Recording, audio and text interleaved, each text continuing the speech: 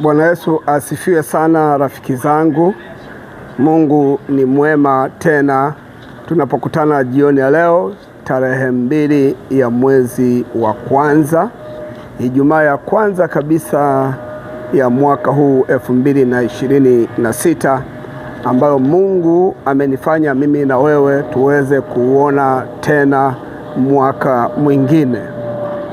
Na katika kuona mwaka huu mwingine kuna jambo ambalo napenda tukumbushane ili tuwe na malengo mazuri katika mwaka wa 2026. Maana si kwa nguvu zangu wala si kwa nguvu zako wala si kwa akili yako, si kwa ujuzi wako umeingia, lakini kuna jambo kubwa ambalo Mungu amelifanya maishani mwako ili uweze kuingia mwaka 2026. Lakini pia kuna jambo ambalo Mungu amelikusudia ili wewe uwepo ndani ya mwaka wa 2016. Kwa hiyo nitakwenda kusoma andiko moja tu ili tujifunze ni nini lilo kusudi la wewe kuingia mwaka 2026. Na Mungu yeye ni mwaminifu ambaye amekufanya uwepo hata leo. Ni jambo la kumshukuru Mungu sana, maana ni hakika si kwa sababu tu wazuri sana, lakini Mungu ni mwema kwetu. Ndio maana mimi na wewe tunaendelea kuvuta pumzi katika mwaka huu wa 2026. Biblia inasema hivi kwenye kitabu cha Waefeso sura ya 1 mstari wa 11, na ndani yake sisi nasi tulifanywa urithi, huku tukichaguliwa tangu awali sawasawa na kusudi lake yeye ambaye hufanya mambo yote kwa shauri la mapenzi yake. Ndani yake sisi nasi tulifanywa urithi, huku tukichaguliwa tangu awali sawasawa na kusudi lake yeye ambaye hufanya mambo yote kwa shauri la mapenzi yake mwenyewe. Kitu cha kuzingatia wakati huu ni neno hili, kwa kusudi lake yeye mwenyewe. Na ulichaguliwa tangu awali, toka zamani Mungu alijua utaingia mwaka 2026. Toka zamani Mungu alishafahamu utakuwepo mwaka 2026. Lakini kwa nini uweko ndani ya mwaka huu 2026? Biblia inasema amekuacha kwa kusudi lake mwenyewe. Kwa lazima mimi na wewe tutafute ni nini kusudi la Mungu la mimi kuingia mwaka 2026. Ni nini wewe kusudi la Mungu kuingia mwaka 2026. Na anasema anafanya haya mambo yote kwa shauri la mapenzi yake mwenyewe. Kwa hiyo uko hapa kwa shauri ya mapenzi yake mwenyewe. Uko hapa umeingia mwaka 2026 ili utimize kusudi ambalo Mungu alilikusudia toka awali. Biblia inatufundisha uzuri ya kwamba ni toka awali alikuchagua. Kwa hiyo umeingia mwaka 2026 kwa sababu yuko aliyekuchagua. Yeye mwenyewe Mungu alikuchagua ili uwepo, ili uingie, lakini ulitimize kusudi lake ambalo amekufanya uwepo mahali hapa. Kuna wengine wameingia mwaka 2026 kusudi lao tu ni ili walipize kisasi. Hilo si kusudi la Mungu. Nitafute kusudi la Mungu, tafuta nini ambacho Mungu anataka ukifanye, kwa sababu amekuweka kwa kusudi lake yeye mwenyewe. Biblia inasema Mungu amefanya kila kitu kwa kusudi lake, hata wabaya kwa siku ya ubaya. Usiwemo kwenye kundi la wabaya, uwemo kwenye kundi la watu ambao watatimiza kusudi la Mungu katika mapenzi yake. Yesu akusaidie, na mimi ninakuombea Mungu akusaidie ili uweze kutimiza kusudi lake, ulijue kusudi lake na hilo uweze kuliishi. Kama hautaliishi kusudi la Mungu mwaka 2026, ninakuhakikishia utakuwa unaishi kwa hasara. Upasi kuishi kwa hasara, kwa sababu aliyekufanya uingie ni yeye kwa mapenzi yake. Haijalishi umeingia kwa mtindo gani, ulifanya sherehe ya aina gani, lakini pamoja na hayo yote liko kusudi la Mungu. linalokufanya wewe uweko ndani ya mwaka huu 2026. Na kusudi hili ni si jingine bali umjue yeye, umwamini yeye, umtegemee yeye, umwendee yeye, na yeye ndiye Mungu wako, hakuna mwingine zaidi ya yeye. Anasema kwa kupenda kwake mwenyewe, manake yeye mwenyewe amekuingiza sawa sawa na shauri la mapenzi yake mwenyewe, si vingine. Ni Mungu akupendaye aliyefanya uingie mwaka 2026.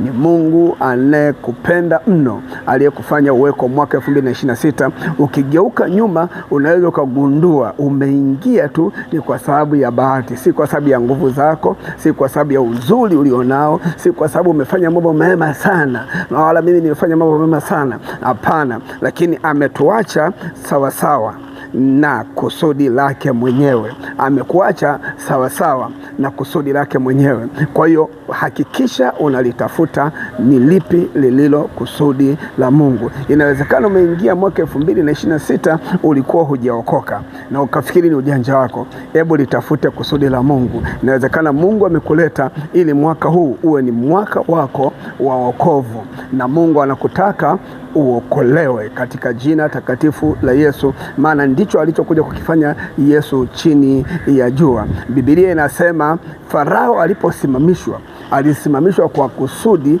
Mungu aonyeshe nguvu zake kwake.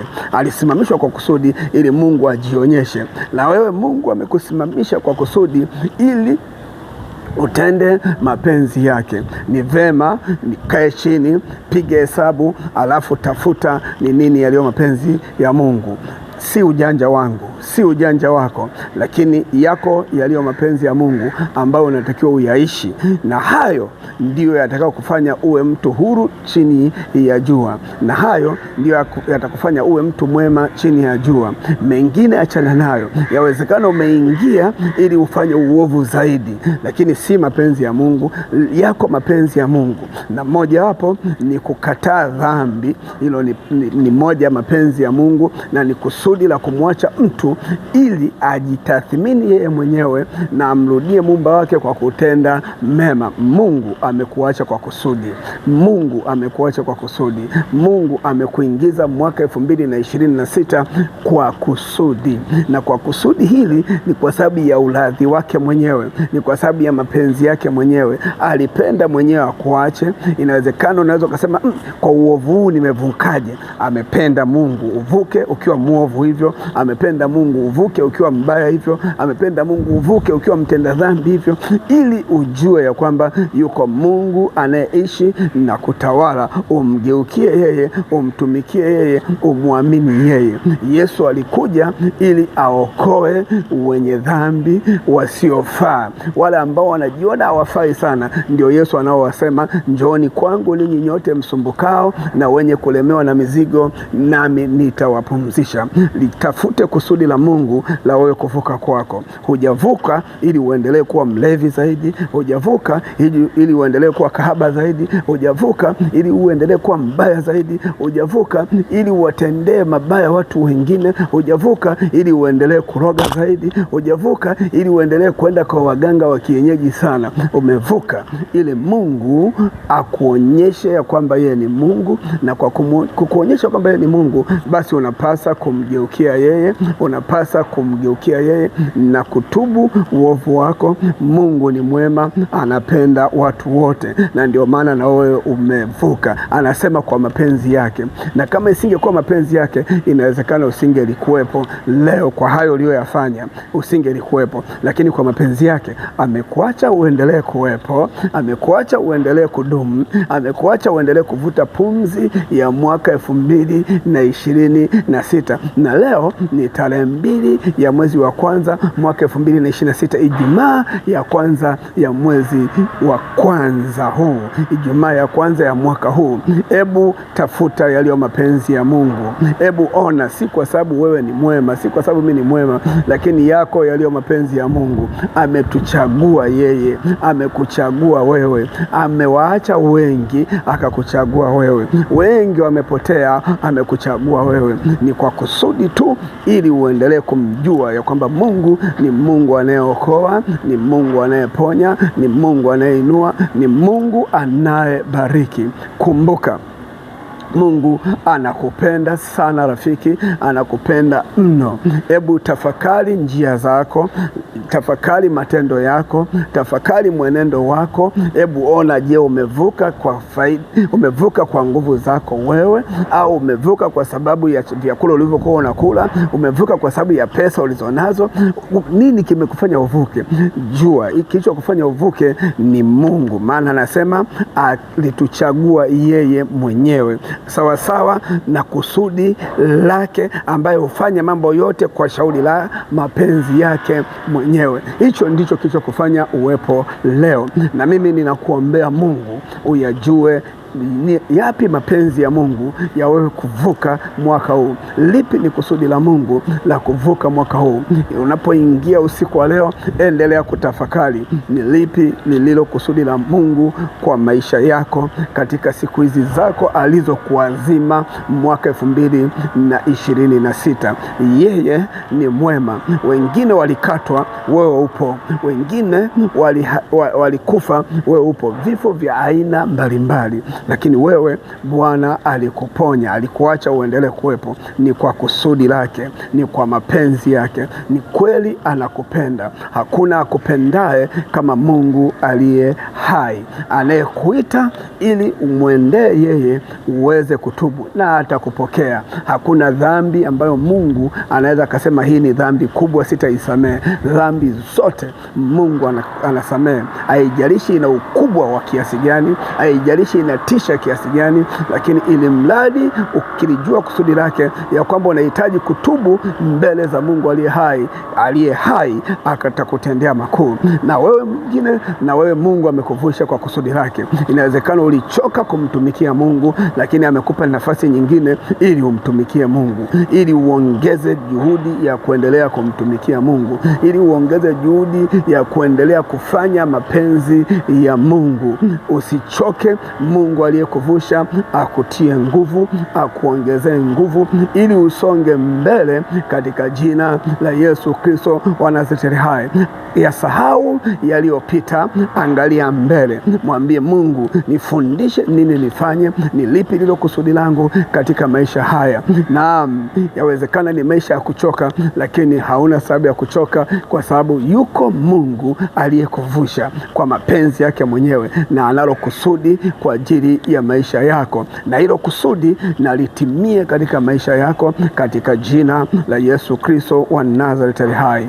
Uweza wa Mungu uwe juu yako, nguvu za Mungu ziwe juu yako, neema ya Mungu iwe juu yako, huruma za Mungu zisikupungukie katika jina la Yesu. Kama ambavyo alikuchagua akakuvusha, ndivyo ambavyo akulinde, akutunze na akupiganie, akuwezeshe kusimama mahali palipo salama na ushinde katika mambo yako yote. Yeye ni mwaminifu, ni Mungu anayekupenda. Katika jina la Yesu Kristo Nazareti hai, ninasimama kila namna ya ugumu unaokuandama, nami ninaukemea kwa mamlaka ya jina la Yesu Kristo. Uachie maisha yako. Uwe ni ugumu wa kiroho, uachie maisha yako. Uwe ni ugumu wa maisha, uachie maisha yako katika jina la Yesu Kristo. Vikwazo vyote ambavyo shetani anaviweka mbele yako, ninavisambaratisha kwa mamlaka ya jina la Yesu Kristo.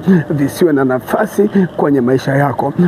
Uende salama katika mwaka 2026 na ushinde, kwa kuwa ni Mungu wetu. Siku ya jana nilisema kwa msaada wa Bwana tutatenda makuu, na mimi nakuhakikishia kwa msaada wa Bwana, ukimwendea yeye utatenda makuu. Ukimwamini yeye utatenda makuu. Ukimtafuta kwa nguvu zako zote, Mungu atakufanya utende makuu. Utukufu ni wake Mungu anayefanya kazi pamoja na watu, anayefanya kazi pamoja na mtu anayemwamini. Kwa msaada wa Bwana utatenda makuu. Lijue kusudi la Mungu katika huduma yako, lijue kusudi la Mungu katika kuishi kwako, lijue kusudi la Mungu katika kazi unayofanya, lijue kusudi la Mungu kwenye biashara yako, lijue kusudi la Mungu kwenye kazi ya mikono yako, na Mungu ataambatana na wewe na atakusaidia na atakuvusha sawasawa na mapenzi